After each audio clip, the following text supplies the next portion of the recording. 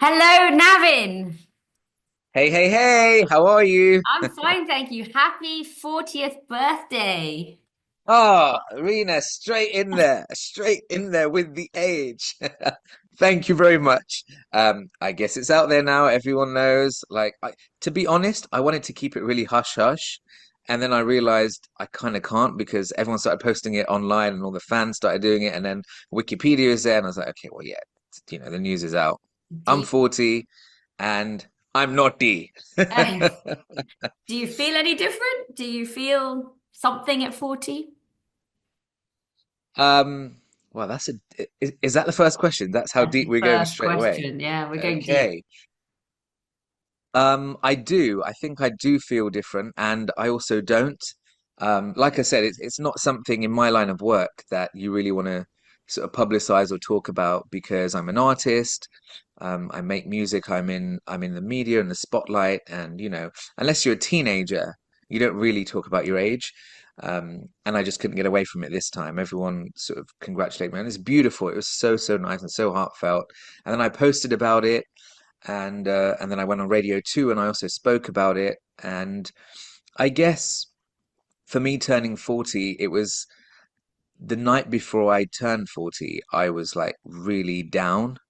And I just had a lot of anxiety. I was like, have I done enough? Have I achieved enough? Am I where I should be? Um, because going from 20 to 30 is amazing. You feel great. Like, it's just, yeah, this is awesome. 30 to 40 is slightly different. It just felt different for me. And then it happened, and I realized it's just another day. And I just feel a lot more gratitude for being this age and for still being able to do what I love to do. I think looking back, now I can say, yes, 40 is a privilege. So many people don't get to be 40, 40 something. But yeah, when I approached 40, it was the same anxiety. There's a weight of the world to somehow this is a milestone. Life begins at 40. Have you achieved all you should? What should you have done? And now we're looking back. Do you feel that when they say life begins at 40, it's very early days for you, but is it more of a, I know who I am, I've got a greater sense of self, I've had a lot of experiences which allow me to go forward in a kind of new way with a new view to the world? Yeah, definitely. I mean, the good thing about turning 40 is you have that many years of experience behind you. And it was daunting at first because it feels like a big number, but actually it just means that you are so much more wiser, you have more experience, your priorities change. So for me, my priorities have changed a little bit because when I was younger, ambition was everything, like achieving all my goals were everything, and that's still a part of who I am. But now I just value certain things that I might have taken for granted before, like family. I'm an uncle now, and I want to have time to spend, with my family, my loved ones. I want to have time to spend with my wife, like quality time. So I probably don't go out as much anymore. But, most of my work is out anyway. Yeah. That's where I get to enjoy myself.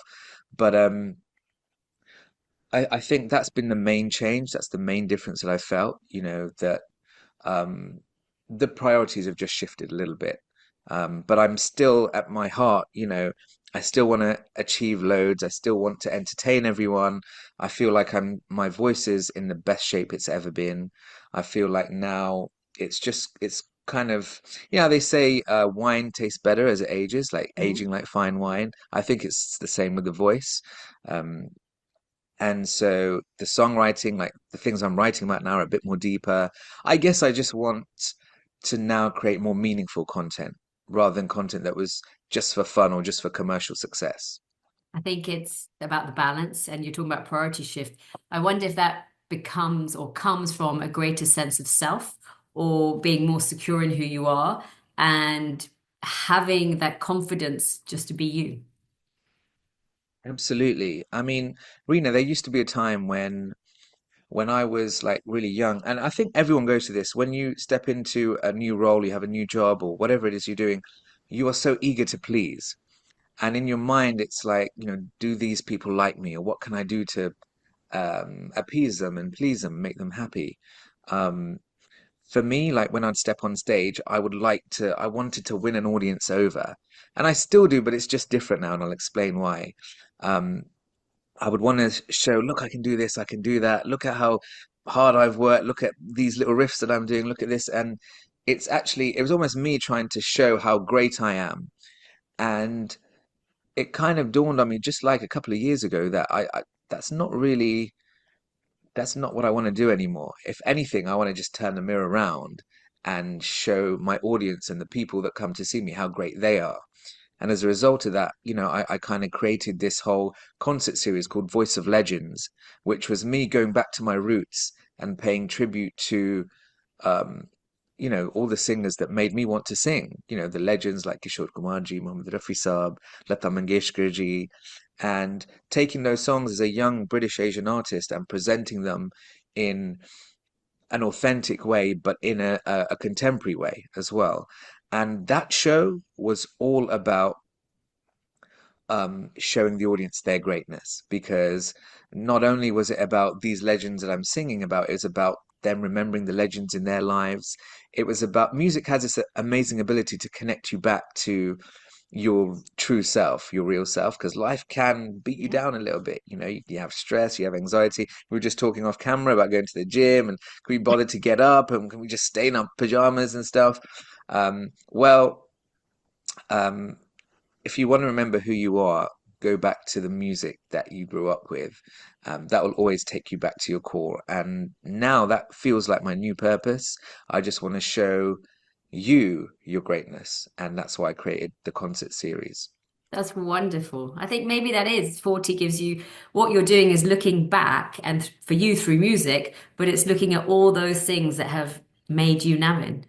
All those experiences, all those influences, all those role models that have made you you and brought you where you are today. And maybe that is some of the weight of 40.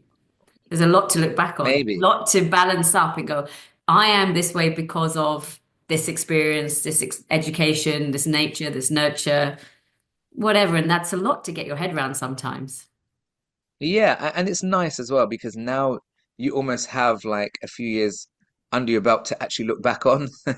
It's like because before you're always looking forward, and now I find that I'm in this position, especially when people ask me about certain things, where I can look forwards and I can look backwards, and there is excitement on both sides. Let me ask you, when you look backwards and you look forwards, you're in a really visual industry, and the media or it's not always kind to people. It's not always comforting, and it can really bring home some not very nice opinions or whatever it is of people have of you. How do you think being the spotlight, being a personality performer, has impacted you and the way you view yourself? What has it meant for your sense of self? And do you think when you look back at how you may have had an image of yourself, that's the same as how you look forward? Look, it's for me, it's all about maintaining this raw sex appeal that I have right here. Not aging. But that's what we coming back to. You didn't want to tell people you'd aged. You didn't want to tell people that you've reached this milestone, which in itself is a lot of pressure. It doesn't allow Yeah, you to yeah, be you. It's still it's true. critical at age, but Yeah, I think physical appearance, we see stuff on social media more and more. How did it impact you? you're absolutely right.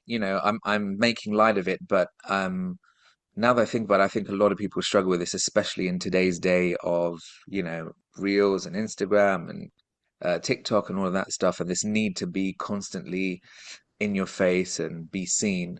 Um, being seen, part of the pressure of being seen is you have to look good. You have to look a certain way. You have to present yourself a certain way. And um, I feel lucky in the sense I haven't like experienced much negativity at all, like online or when I'm out and about, because I've always just wanted to focus on my work and let my work do the talking. So I'm actually not that great at the social media aspect. Although it's how I started my career, it's how I have a career. I'm not a TikTok whiz kid or someone who sits there creating stuff. I don't like to be on my phone all the time. It's really sad when I go out to restaurants or I go places and I see couples and families and they're sat around a table, but they're not communicating with each other anymore. They're communicating to everyone else but them. And so, I like to be present. I like to be in the moment. And having said that, I am in a visual industry. I am in the spotlight, and so that means I do have to take care of myself. So I can't just rely on these Zoom touch-up features to brighten me up and make me look good, and all these filters that you get. Um, I do work out. I do train. I do try and look after myself. I'm careful about what I eat. Um, and the truth is, if I'm honest with you, Rena, if I wasn't in this industry, I would probably be super overweight. I'd probably be an alcoholic. I wouldn't look like this at all. I'd probably have a massive beard and just because I love food. I just love food. I love going out. I love enjoying myself and I love life. But this being a singer means you have to maintain a certain level of discipline. And it's beautiful because all the vices that everyone kind of falls into in this industry, because perhaps of the way I sing and what I sing, um, I touch wood, luckily, not fallen into any of those because I have a certain level of discipline. My Guruji, my mentor, Pandit Dineshji, one of the first things he taught me was to hold one note and I would stay on that one note for hours on end. And that really humbles you because you realize that how difficult it is to just hold one note, and yet you've got to sing a song you know, full of so many notes, the high, lows, and this, that, and the other. But if you can't just hold one, um, you can never you can never be big-headed. It just gives you a sense of humility and a sense of discipline. And I practice it every day, still do till to this day. And it's meditative, it's grounding, and I think everything else is just noise. When I look at social media and open stuff up and I see filters, and I actually just look at the eyes of the people that I'm looking at, and that will tell you everything you need to know about whether, how that person truly feels. So just focus on your work, look after yourself, take care of yourself. We have one body. This is it. This is all we got. We have this face. I know people do all this stuff to make themselves look younger or whatever. You do you, but just be happy inside. That's my new kind of, it's not even new, it's just how I've always been. But I it's a think philosophy that I think people should live by. you're right. Every time I've spoken to you, every time we've met, what comes through is your true love, your passion for your performing. The way you feel about music is just so pure. And when you speak to you, when you see you perform, you love what you do. And I don't know if that love then really perpetuates a discipline to keep doing what you love. And you found what grounds you. And I suspect that's really important in an industry like yours. And what you've talked about body image, the pressure and social media and all the rest of it, do you think it's the same? It's worse? It's different for women?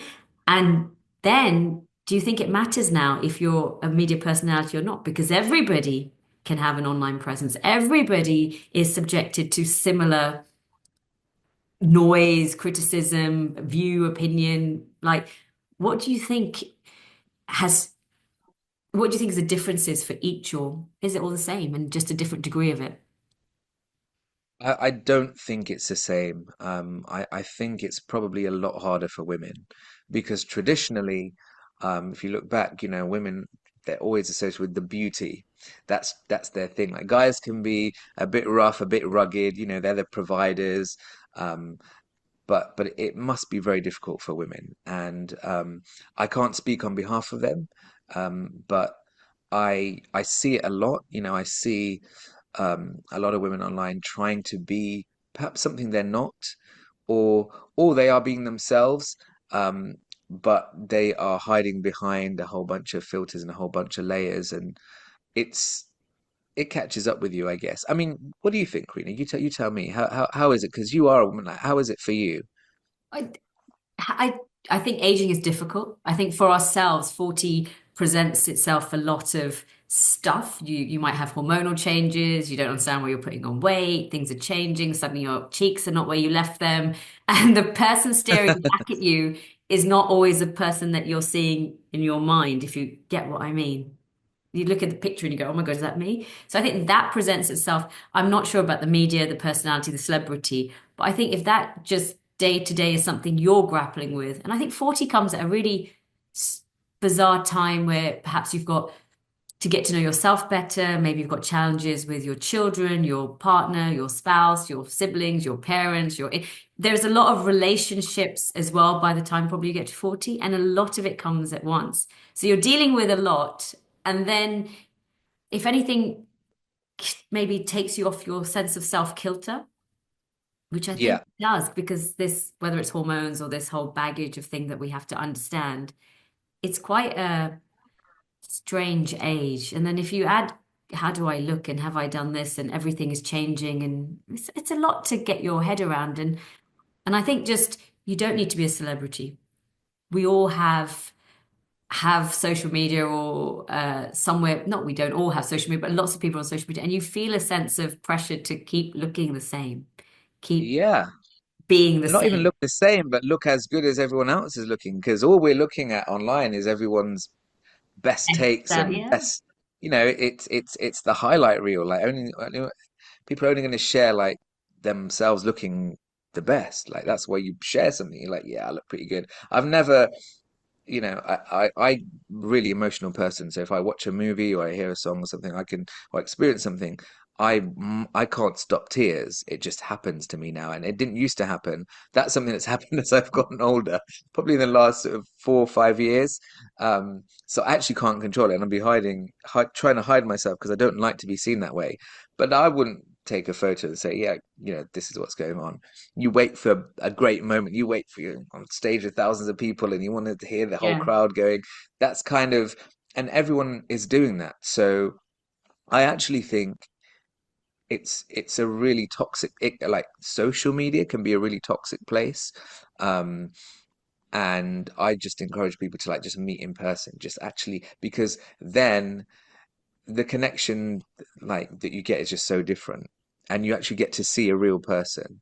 Right now, like I'll be honest with you, I have like on Zoom they have the touch up feature.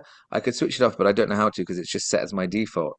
Because this is just one of the things about being a visual person, a visual artist. Everyone wants to see someone who looks well, who speaks well, um, and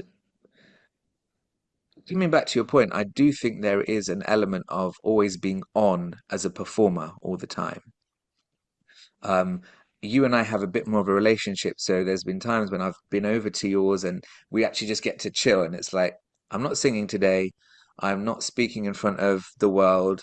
It's just, it's you, me, family, friends, and we can just be ourselves. And that's beautiful. It's Maybe rare, that's but the it's balance at beautiful. 40. You want the quieter moments, you want to switch off, and things you value change because they're the bits where you just Yeah. get to go boom. Yeah. I also one of the things I also have learnt is, when I spoke about having a lot more gratitude and feeling really lucky, is that I feel as you get older, you lose more people, you attend more funerals, you see people that are younger than you, Yeah. and then they're not here anymore, and it's crazy because I feel like those cases are escalating, um, and just really young people, like in their 20s or 30s, that are healthy and they're fine, and they're just gone. And that's really tough. I think when they say life humbles you, I think it's actually losing people that really humbles you, that really changes you, softens you. And that's why, every day is a blessing. And I just have this incredible sense of gratitude and, yeah, just feeling lucky to be here and happy. When you realize that some of the people you grew up with are not the people you're going to grow old with, Yeah, that yes. naivety or arrogance of youth really just gets stripped away quite quickly, and you realize how fragile life is, and Yeah. how grateful you have to be for every day or everything, and what a gift it is. It's a different way of looking at life. You, Yeah, my dad actually loves that phrase that you just said, arrogance of youth. He said it to me a number of times. And I love this. The other one I believe is youth is wasted on the young, which it is. Because when you're young, you're running a million miles an hour. You want to be older. There's lots of things you want to do, and then you finally get to this side, and you're like, well, but I'm actually okay with it now. I'm good with it now. It just means yeah, you're just in a different stage of life. Wow, You, this is a really deep conversation, I, Rena. well, we were I having, expect meant to be I want to having, have fun. we were meant to be discussing, the issues that are more life rather than lifestyle. So I think that's, uh, last time we Right. spoke on iGlobal, we were in a pandemic, we were locked down, and overnight everything had changed, right? You're a performer who's normally on stage with hundreds, thousands, tens of thousands of people in front of you, and you're now alone in a room thinking about how to pivot everything to a very new world. What would you say to people with your new experience and aged of experiences? What would you say to people about the confidence of doing something new, of trying something new when life throws really bizarre and let's hope never again challenges like that? Pivoting to doing something different, finding your strength to believe it's going to be all right, and if not, it's going to be all right. Yeah. I would say confidence comes from trusting in yourself and believing in yourself because the truth is you know more than you think you know. You are more than you think you are. The voice in your head that kind of is filled with doubt sometimes, you almost have to quieten that and feel the fear and do it anyway. And deep down, you know what's right. You just have to trust yourself and believe in yourself a little more. Um, so when life throws its challenges, and it always does, and it always will, they are actually blessings. They are actually things that are put your way to force you to grow. Now, during lockdown, when I'd lost everything, like all the shows got cancelled and this happened, and people lost livelihoods, people Yeah. lost family members.